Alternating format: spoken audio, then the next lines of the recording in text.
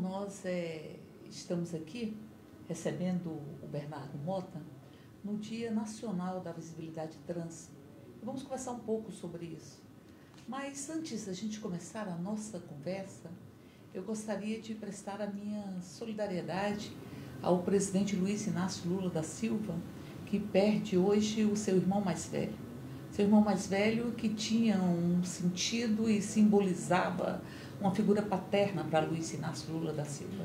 Este Luiz Inácio Lula da Silva, que está dentro do coração do povo brasileiro e que sofre uma perseguição com uma prisão política que enfrenta qualquer tipo de democracia a vigorar nesse país.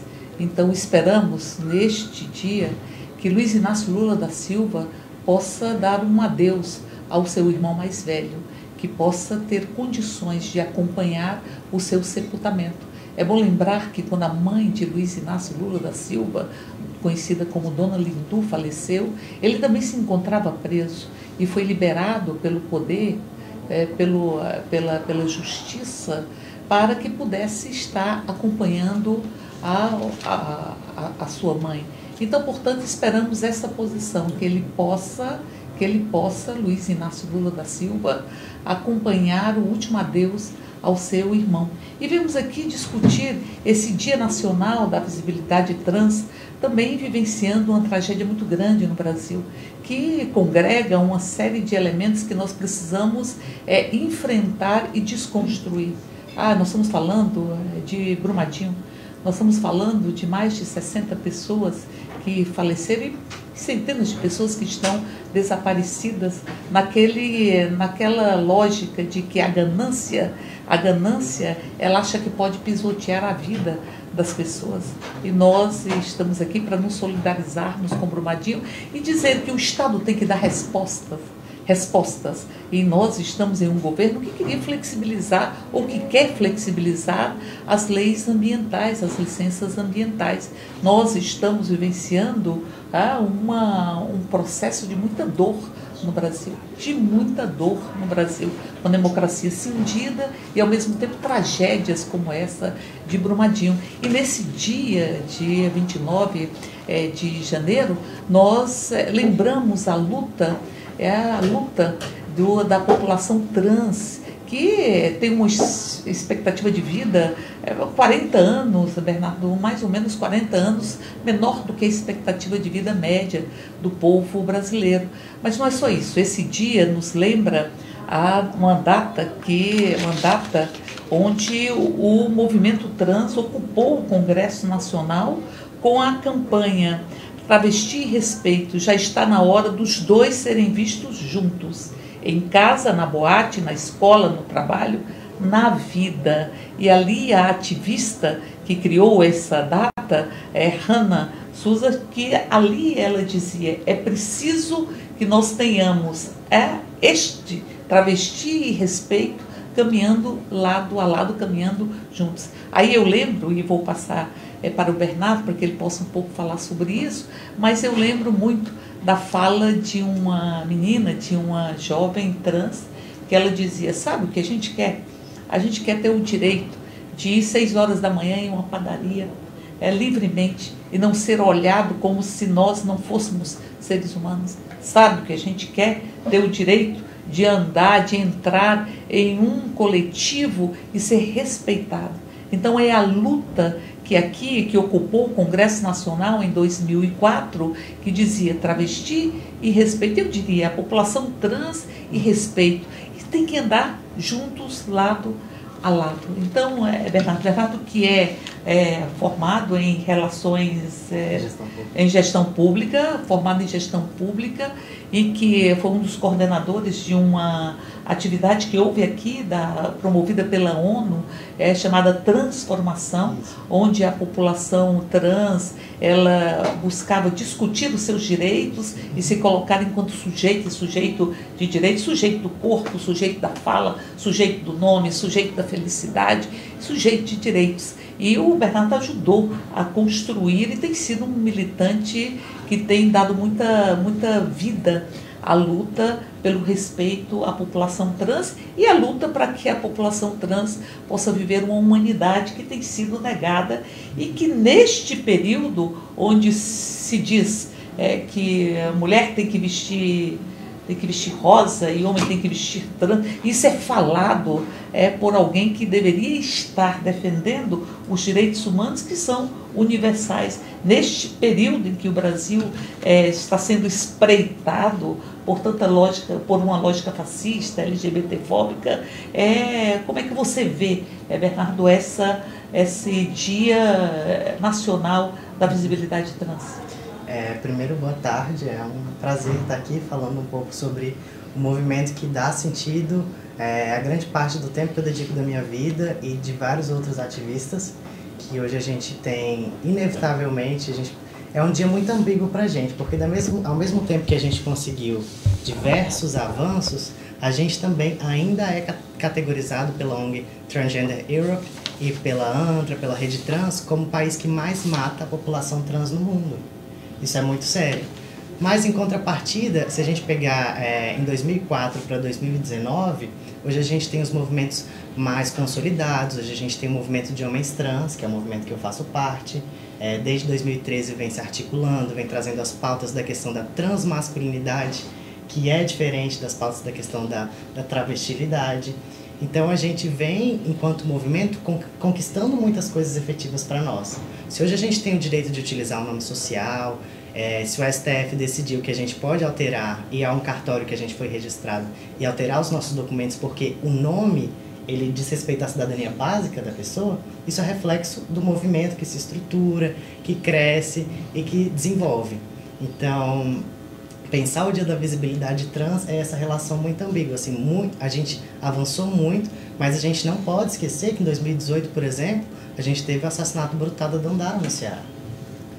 Que o Brasil, ele registra, em 2019 a gente já tem um movimento registrado, 4 casos de suicídio, um por semana, basicamente. Esse ano, 2019, que tem 3 semanas. 3 semanas.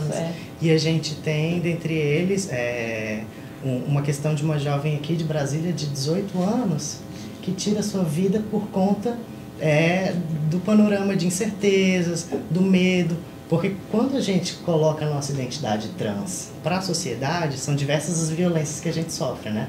Imagina, dentro da família, falta de compreensão, na escola, agora a gente já tem um nome social. É importante, eu fico falando assim, do que a gente já conquistou, porque muitas das pessoas da nossa população ainda não sabem que podem utilizar, que tem um decreto que assegura que você utilize na escola o seu nome social. Então, isso assim, é uma porta de entrada para a gente ficar na escola. É que o nome é como você é chamado, você é reconhecido. Imagine se o teu nome não corresponde ao que você é, não é? Imagine se o nosso nome, ele vem como uma agressão, se ele for pronunciado. Então, portanto, essa discussão, que tem inclusive decisão que você falava do próprio Supremo, de ter direito ao nome, direito ao nome social. Eu lembro, Bernardo, de uma mulher trans que ela falava dessa questão do nome, não é? Então, assim, não apenas o nome social, mas o nome civil também, não é? O direito de você ir no cartório e mudar o seu nome, porque há uma série de políticas públicas que já asseguravam que no cadastro do SUS ou mesmo nas escolas você pudesse usar o nome social, mas a mudança do nome civil, ela representa muita coisa. E eu falo dessa jovem porque ela dizia o seguinte: eu perdi meu documento no shopping, não é? E ali no documento, quando eu dizia, não, esse é o meu documento, e ela dizia assim, bom, mas você chama isso? E falava o nome masculino dela, o nome masculino, o nome de registro que não correspondia a como ela era. E ela se sentia agredida, ela dizia, cada vez que ele falava o nome que estava no documento, é como se eu estivesse sendo ferida, cada vez que ele falava o nome. Então, acho que isso é uma conquista importante. Aqui em Brasília também surgiu o ambulatório trans, que obviamente precisa ainda se estruturar, mas já é uma grande iniciativa. Então, tem o que comemorar, eu diria. Exatamente. Né? Eu sou aqui de Brasília, nasci aqui, cresci aqui. E quando eu fiz 18 anos, que eu decidi, que eu reuni forças para fazer minha transição, eu tive que sair de Brasília. Aí eu fui para Minas Gerais, porque lá era um lugar que tinha um ambulatório. E aí quando eu retornei, foi justamente nesse processo de luta de consolidar, porque o direito ao lugar que a gente foi criado, as nossas amizades, tudo isso ele vai fortalecendo o indivíduo. A gente fez uma pesquisa aqui, eu e mais duas meninas trans em Brasília, e a gente identificou que existe um processo de migração muito grande no Brasil. Então, a pessoa que é trans, ela teria que se deslocar da sua identidade, porque o território também é identidade, né? Para conseguir fazer seu processo de transição. E quando a gente consegue políticas públicas no local que a gente vive, no Distrito Federal, que a gente consegue um ambulatório trans, que hoje já atende mais de 200 pessoas, comemorou um ano recentemente, em agosto, e já atende mais de 200 pessoas. Então, existe uma demanda. E hoje, a questão que é mais reclamada por todos os usuários é a questão da psicologia da saúde mental. E não porque a transexualidade é uma doença. Nossa identidade não é uma doença. Isso é bom frisar. Ela já foi retirada das patologias. Agora a gente está em condições da vida sexual, que é uma categoria melhor, assim, que tira o estigma da patologização. Mas também a homossexualidade já aconteceu há algumas décadas, em 90, que deu origem, inclusive, ao Dia Internacional de Combate à Homofobia, o dia 17 de maio, quando se despatologizou a homossexualidade, que, aliás, Freud já falava sobre isso na década de 40. Né? Freud já dizia que isso é uma expressão da sexualidade, e é uma expressão que sempre acompanhou a humanidade, a nossa diversidade humana. E agora, recentemente, nós tivemos a despatologização das identidades trans. Mas, apesar disso, a pessoa trans ela sofre tantas violências que a demanda por atendimento, por acolhimento psicossocial, psicológico, é muito grande. Então, quando a gente vai no serviço de saúde que atende a população trans, a maioria da fila de espera é a questão da psicologia. Porque imagina, você consegue imaginar a violência na escola, a violência dentro de casa. Muitas vezes na família, né? Na família, são pouquíssimos os pais. Hoje a gente tem um serviço muito importante que eu sempre chamo e parabenizo, que são as mães pela diversidade, que têm conversado de pares, de mães para mães, sobretudo as mães que têm se colocado junto dos seus filhos LGBT, de como fazer essa transição junto, porque a família também faz uma transição, né? Ela vai entendendo a lidar. Teve uma questão, por exemplo, que eu fiz com os meus pais que foi muito pedagógica. Quando eu fui trocar um documento meu, eu levei minha mãe para ela ver como era vexatória a situação e como constrangia, porque isso vai educando, assim. Por que eu não vou me solidarizar se a pessoa está sofrendo uma questão de discriminação, que não deveria acontecer. Então, o trabalho das mães pela diversidade, o trabalho da assistência social no sentido de fortalecer os vínculos, ele pode ser revolucionário e transformador na vida da pessoa.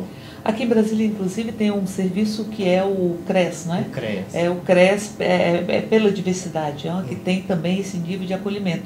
E um dos trabalhos, uma das conclusões dessa oficina, desse programa Transformação, foi esse, digamos, páginas trans, onde aqui estão listados todos os serviços, né, em todos os locais do Brasil, para que a população trans ela possa recorrer e possa viver a sua identidade sexual, a sua identidade de gênero com liberdade. E eu digo que assim, identidade de gênero, como é que você se coloca, como é que você se vê, como você quer ser visto, como é que você se põe na vida, como pode ser negada a liberdade de identidade de gênero.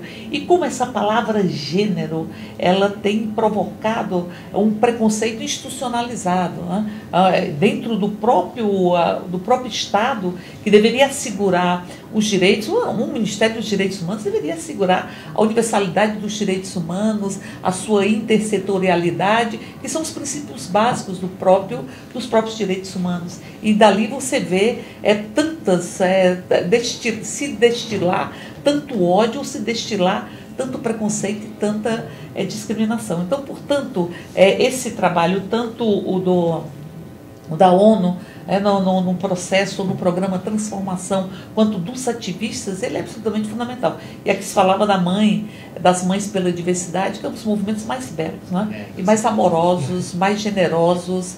E sim, as mães, elas se colocam em movimento, em uma militância, em defesa da existência dos seus filhos e filhas. E eu lembro que em determinada ocasião havia uma manifestação e eu vi um cartaz das Mães pela Diversidade que dizia: se está em risco a existência dos nossos filhos e filhas, nós somos resistência. E lembro ainda de uma parada LGBT onde as Mães pela Diversidade, elas fizeram uma grande colcha de retalho com os nomes de meninos e meninas que tinham perdido as suas vidas em função da sua orientação sexual, ou em função, em verdade, do preconceito, da discriminação, que tinham perdido as suas vidas.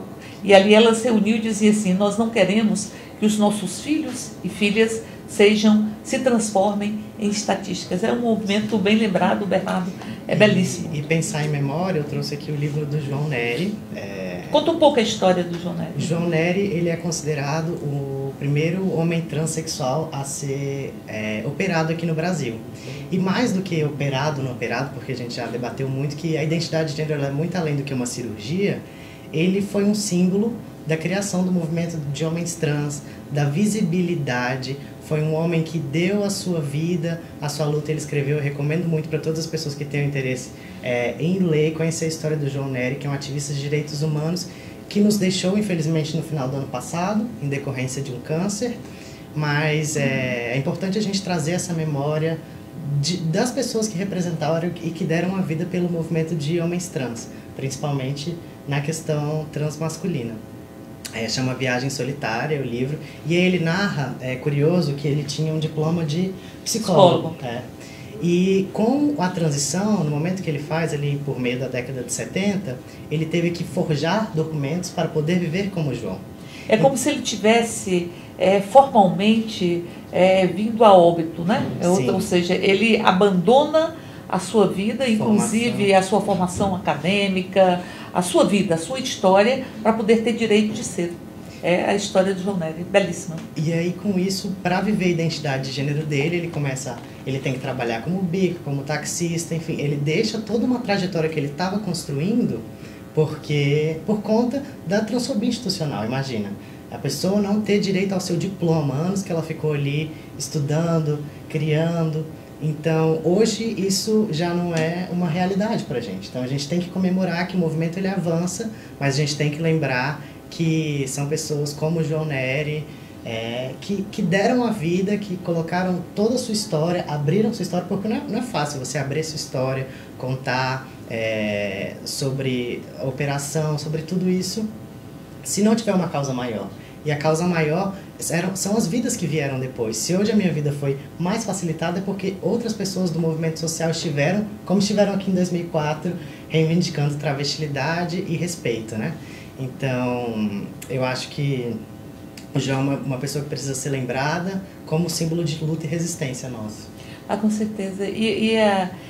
Enfim, um aspecto a ser considerado é que a questão da família, como a família acolhe, isso faz muita diferença, não é? Então, nós temos uma série de estatísticas, os dados são muito pouco consolidados ainda. É preciso que nós tenhamos normas e uma legislação, inclusive, que ajude a consolidar os dados. Nós estamos falando de um país que mais assassina a população trans de todo o mundo, mas são dados ainda que não retratam, de fato, a dimensão desse ódio que se constrói no próprio discurso. Quando você se assume uma tribuna e se faz um discurso de ódio, o discurso ele ganha pernas. O discurso ele não é ensimesmado, não é? O discurso é ponte entre pensamento e ação. E ele vai se transformando em estatísticas, se transforma em hematomas, enfim. Mas é muito importante que nós possamos, os dados, considerar os dados que pontuam que, via de regra, quem não tem um acolhimento familiar, uma idade, em média, de 13 anos, as pessoas são retiradas do seu próprio lar. E, muitas vezes, são expulsas da própria escola.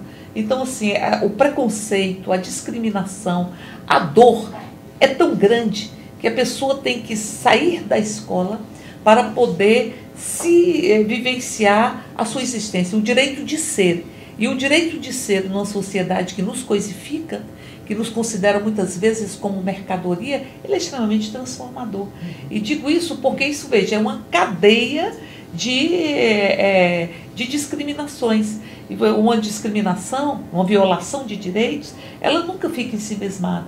Ela cria, ou seja, ela abre o terreno para outras violações de direitos. E falo isso porque nessa discussão, nessa oficina transformação, houve uma pauta e houve uma demanda muito concreta da população trans que estava ali, que é a questão da empregabilidade, da geração de renda, da geração de ter emprego. Porque, veja, você se expulso da família, expulso da escola, e você não tem, você acaba tendo a cidade arrancada de você mesmo, a sua identidade arrancada de você mesmo, então você tem uma dificuldade de empregabilidade. Tem dados, e eu queria que você comentasse sobre isso, Bernardo, mas tem dados que pontuam que existem profissões já um pouco definidas para a população trans, uma enormidade de pessoas, uma grande quantidade de pessoas trans que acabam se transformando em profissionais do sexo por ausência completa de oportunidade e pela institucionalização da discriminação. Então, como é que você vê isso e o que você acha que poderia ser construído na perspectiva de você romper essa exclusão da população trans do direito ao emprego, do direito à renda? Ótimo. Duas redes que são referências para a gente, a ANTRA, Associação Nacional de Travestis, ela divulga uma média de 90% das travestis e transexuais na prostituição, imagina, 90%. E a Rede Trans, que é uma rede também nacional de pessoas trans, ela fez um levantamento que, em média, 84% da população trans não consegue ficar nas escolas e instituições de ensino. Quanto? 80%? 84%. 84%. Então, são números, assim, de um genocídio da população. Você não tá nesses espaços em grande maioria. E aí, quando você, aqui no DF, eu, a Maria Léo e a Taya Carneiro, 3 pesquisadores trans da Universidade de Brasília, a gente fez um levantamento sobre a questão da empregabilidade no DF. E a gente viu que um grande problema é a questão da permanência. Quando você não tem uma instituição, a instituição ela quer até abrir uma oportunidade, algumas instituições, por exemplo, querem abrir uma oportunidade para a população trans, mas o RH não tem formação para lidar com a questão do âmbito social. Mas ele quer questionar qual banheiro a pessoa trans, sendo que, assim, é visível a pessoa. Se você tiver um pouco de empatia e quiser entender, você vai saber qual é o banheiro que a pessoa trans vai querer utilizar. Então, o grande gargalo que a gente reconheceu foi a questão da permanência. As pessoas trans até adentravam, mas não conseguiam permanecer nos espaços. Então, a gente está falando de uma cultura... Porque tinha uma naturalização e uma institucionalização da discriminação transfóbica. Mas o que a gente tem, o movimento tem tocado muito na terra. Por exemplo, os homens trans a gente não tem nem mapeado onde eles estão, porque as mulheres trans têm a questão da destinação da prostituição, que muitas delas querem estar ali, mas outras não, querem, enfim, ser engenheiras, dentistas, médicas, enfim, querem poder. A diversidade, ela quer ser colocada de diversas formas.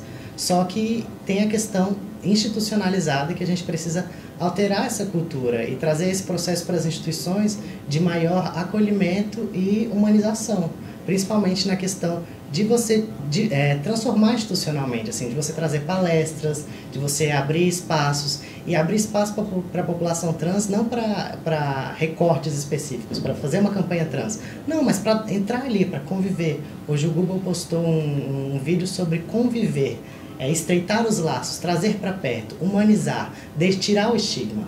Porque quando a gente fala para a população trans em geral, a gente tem muito estigma da prostituição, da noite, da festa, mas a gente precisa ver que a população está aqui fazendo gestão de políticas públicas, está em diversos lugares. Então a gente precisa trazer essa diversidade que existe e abrir as portas para incluir e fomentar a população trans no mercado de trabalho. Verdade, eu queria convidar você, se você quiser interagir conosco, fazer perguntas, se posicionar. Nós estamos ao vivo na minha página, que é facebook.com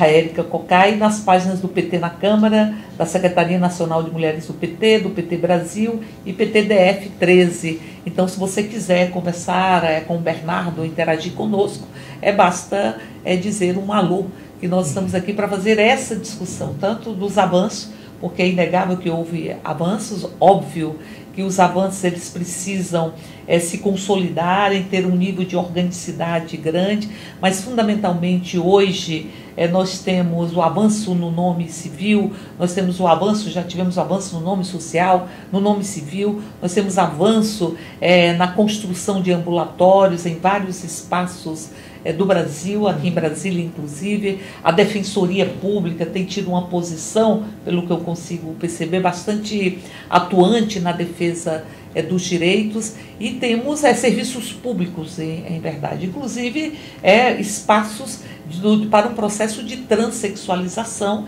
que obviamente tem um protocolo.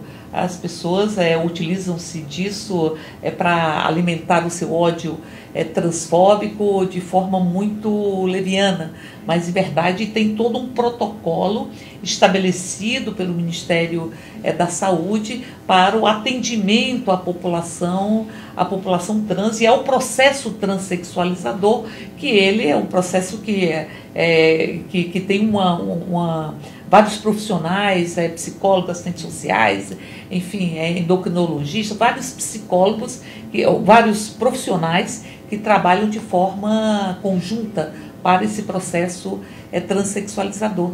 E digo, Bernardo, que o que nos choca muito, você falava do caso da Dandara, mas recentemente isso foi citado inclusive pelo Jean Willis, que vai fazer muita falta aqui. Muita falta, né, no parlamento, pela voz, pela coragem, pela determinação de construir um mundo diferente, um mundo novo, um mundo de aceitação, de acolhimento, de convivência com todas e todos. Mas João Willis citava recentemente esse assassinato transfóbico, onde se arrancou o coração e se colocou uma santa, uma imagem de uma santa, porque ali se disse, não, isso era o demônio, a pessoa que cometeu esse homicídio falava isso.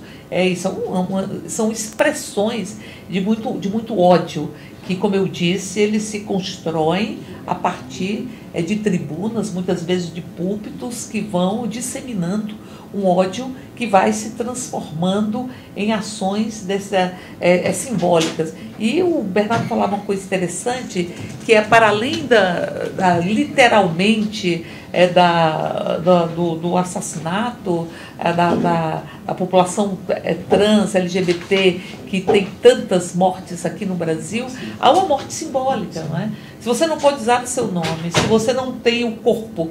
Eu lembro de uma menina trans que trabalhava em um ministério, e ela dizia o seguinte: durante muito tempo eu não me olhava no espelho.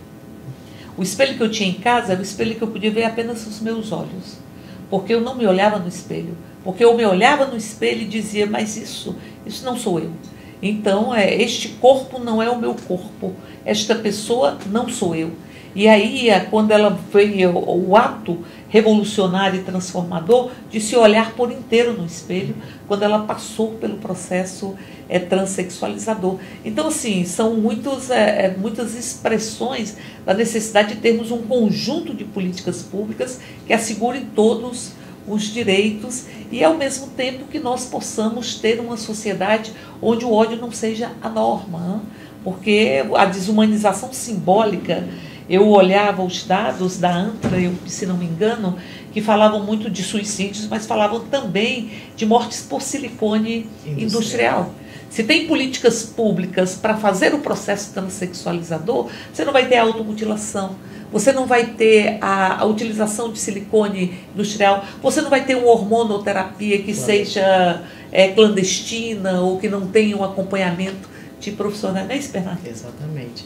E quando você está falando de atendimento integral, 2 programas que eu gosto muito, que exemplificam a questão que a gente tem que ter com a população trans, que ela não pode ser uma ação isolada. Perceba, a pessoa está com déficit em todas as áreas, na saúde, na família, na escolaridade. E aí, quando a gente tem projetos como o Transcidadania, agora o Ministério Público do Trabalho tem feito um projeto muito interessante que chama Cozinha e Voz, que além de ensinar um ofício, né, as pessoas trans a serem assistentes de cozinha, ela também, a Elisa Lucinda, que é uma pessoa fantástica também, ativista em direitos humanos, enfim, excepcional, tem trabalhado a questão da voz, do empoderamento, de você criar poesia sobre si, de você se ressignificar, de você transformar aquilo que era dor em lindo, em belo, em luta. Então você percebe, um projeto do Ministério Público do Trabalho que visa a empregabilidade, ele também está junto de um projeto do sensível, do acolhimento, de você trazer a questão da poesia, porque nossa população é uma população que está muito vulnerabilizada. E aí você percebe muito pela questão da violência que reflete na saúde mental. Então, quando a gente pensa em um projeto de empregabilidade, a gente não pode oferecer apenas um curso. A gente precisa acolher. A gente precisa transformar aquele ambiente num ambiente que a pessoa queira voltar, que a pessoa queira continuar, porque o tempo inteiro que ela foi para a escola e o nome dela não estava lá, ela não quis voltar aquilo. Ninguém vai permanecer num lugar que é chacota, ninguém vai permanecer num lugar que é ridicularizado. Então, quando a gente trabalha, e eu tenho trabalhado aqui no Distrito Federal com alguns projetos para a população trans, a gente tem que ter esse olhar integral, que a gente também constrói a empregabilidade trans quando a gente fala, vamos fazer um currículo junto, eu acredito em você, vamos treinar juntos, dar uma atenção e um carinho para a população trans, que todo mundo quer ver como a demonização, né? Como demônio, como uma coisa que você não quer ter afeto.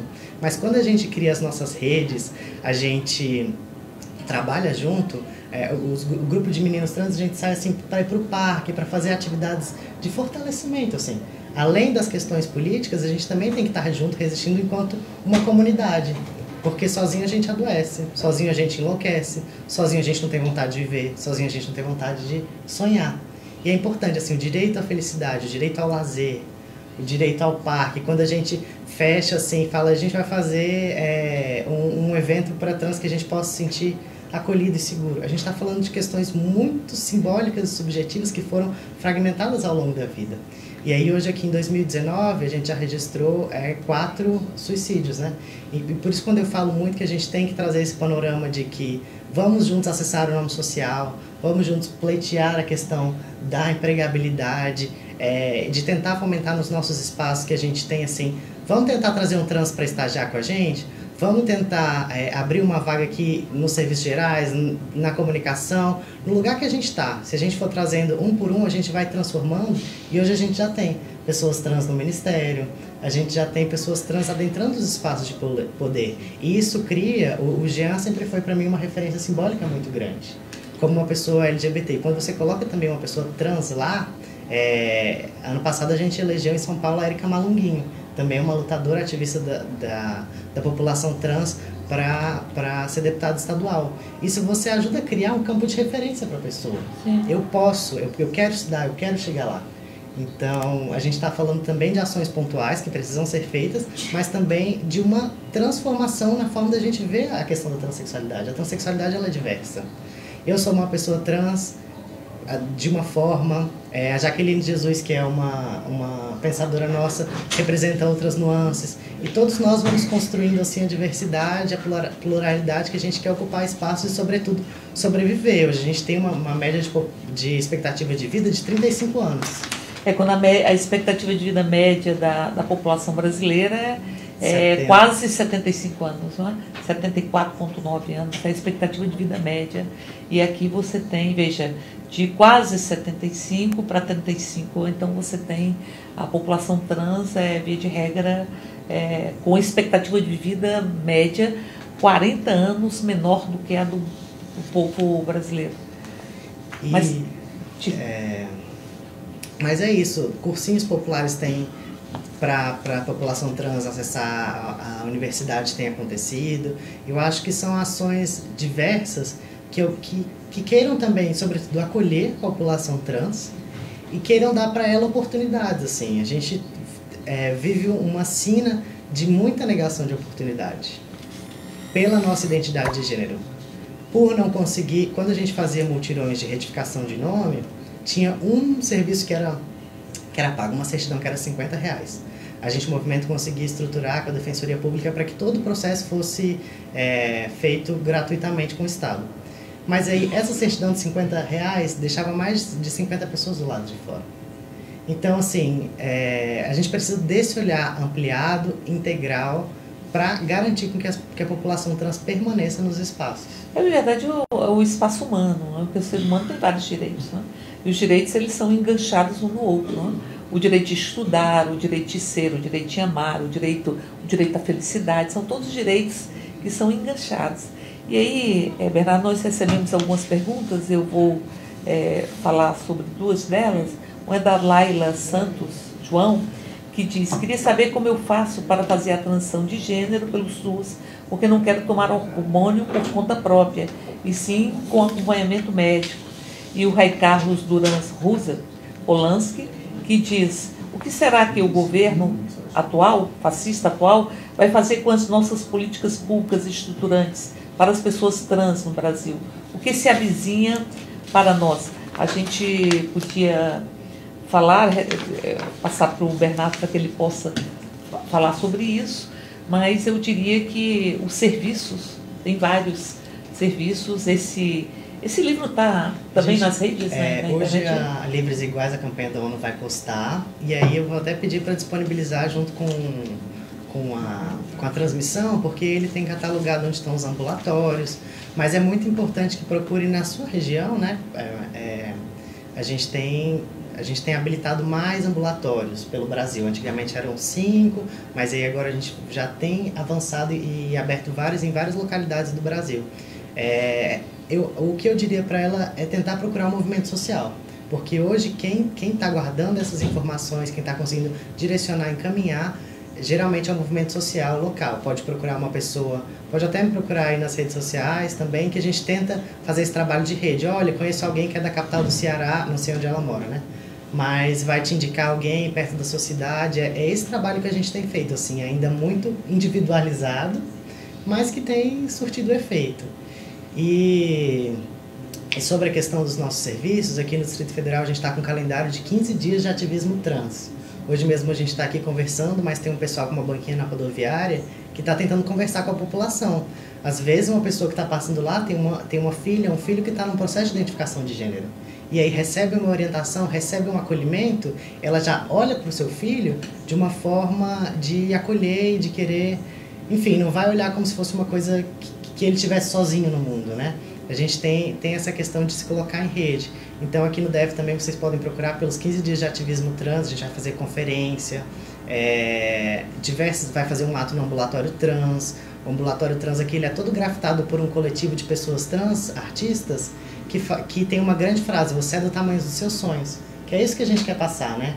Que a gente cabe sonhar, mas quando a gente está junto, fortalecido no movimento, organizadamente, as coisas ficam menos difíceis, não mais fáceis. Até porque sonhar também é um direito humano, não é? O ser humano ele não vive só o aqui e o agora, ele vive também os seus desejos, os seus sonhos, e é preciso que o sonho se universalize, que todas as pessoas não abram mão do direito de sonhar. E digo isso porque quando você recupera um direito, você também abre estrada para recuperar outros direitos. Quando você viola um direito, você abre estrada para violar outros direitos, mas também quando se recupera um direito, se garante o direito, também você abre estradas para outros direitos. E nós estamos falando, não é de qualquer direito, é o direito de ser, é um direito de ser, de você se colocar, de você poder se ver no espelho, de você poder sorrir. Eu lembro de uma pessoa que falava do filho e dizia: em verdade eu não tinha uma filha, hoje eu tenho um filho. E dizia: por muito tempo eu não via um sorriso, hoje eu vejo o sorriso. Então são avanços civilizatórios que estão todos ameaçados, porque a lógica fascista ela cria um único modelo de ser e, negando a diversidade, ela cria o ódio pelo diverso. E nós estamos vencendo isso, um aumento de um ódio, um aumento de um desrespeito para com o outro. Por isso a gente vai resistir, e resiste com muito afeto. É sempre com muito afeto, sempre com muito afeto. Sempre com o direito de amar, o direito de dando nós, assim, de nos construindo redes. E rede se constrói com vários fios de várias cores, onde você vai atando um com o outro. É isso que o Bernardo falava. É junto que a gente vai enfrentar e resistir a toda sorte de lógica fascista, transfóbica, até porque uma discriminação, ela também não anda sozinha, não é? Então, assim, a sociedade transfóbica, ela tende a ser uma sociedade LGBTfóbica em geral, mas também sexista, machista, enfim, racista, adultocêntrica. Então, Bernardo, nós estamos chegando ao fim da nossa conversa. Eu queria que você falasse, se despedisse falando sobre esse momento de luta, e esse momento que é de luta com amor. Como diz Cora Coralina, é arrancando pedra e plantando roseira. Primeiro, obrigado pela oportunidade. Eu acho que a gente tem que estar em todos os espaços, e estar aqui é fundamental. Eu queria convidar para quem mora no Distrito Federal para participar dos 15 dias de ativismo. Se você jogar aí pela rede, facilmente você acha. Em várias capitais, em diversas cidades, estão acontecendo ações pela visibilidade trans. Elas vão pela semana inteira. Então eu acho que é um espaço, é uma oportunidade que tem de conhecer as pessoas do movimento, mas também conhecer outras pessoas trans, né? Fortalecer a nossa comunidade, tá junto, e também tá junto lutando, porque se em 2004 travestis tiveram que estar aqui para lutar, para falar travesti e respeito tem que ser visto junto, elas também fizeram, e o João Nery, são várias pessoas que vão construindo os direitos que a gente tem hoje. E esses direitos, eles não são do nada, e também eles só se mantêm se a gente estiver junto, usufruindo, tomando conhecimento deles. Então, eu faço um convite para todo mundo que está aí para participar dos eventos de visibilidade trans e ajudar a trazer visibilidade, inclusão e participação, porque é isso que a população trans quer. Muito obrigado. E aí se fala do direito à cidade, que é revolucionário, do direito de ser, revolucionário, do direito de amar, também revolucionário. E eu apenas encerro lembrando que essa é uma discussão estruturante, porque se você desumaniza simbolicamente, negando corpo, negando fala, negando nome, negando riso, negando afeto, se você desumaniza simbolicamente, porque a nossa humanidade é construída assim, é com afeto, é com riso, é com sonho, é com a condição de sujeito de nós mesmos, né? Mas se você desumaniza simbolicamente, você naturaliza a desumanização. E ao se construir uma sociedade onde é natural desumanizar, negar, apartar, você constrói uma sociedade extremamente violenta, porque você perde a noção do outro, perde a noção de humanidade e perde a noção de que todo mundo, todas e todos nós temos o direito de viver a nossa humanidade plenamente. Muito obrigado, Bernardo. Obrigado. Nós vamos estar aí nesses 15 dias de visibilidade, lembrando que hoje, dia 29 de janeiro, é o dia da visibilidade trans. Transformar, dar visibilidade para resgatar a humanidade, resgatar direitos e políticas públicas. E encerro, como comecei, fazendo as minhas mais profundas homenagens e a minha mais profunda solidariedade a todas as pessoas que estão vivenciando a tragédia humana, que é a tragédia de Brumadinho, e desejando ao presidente Luiz Inácio Lula da Silva conforto e, ao mesmo tempo, solidariedade, e que o Poder Judiciário deste país permita que ele dê um último adeus para o seu irmão que faleceu. Tá? Um grande abraço a quem nos assistiu e nos acompanhou, esteve conosco durante todo esse período, e nós voltamos na semana que vem.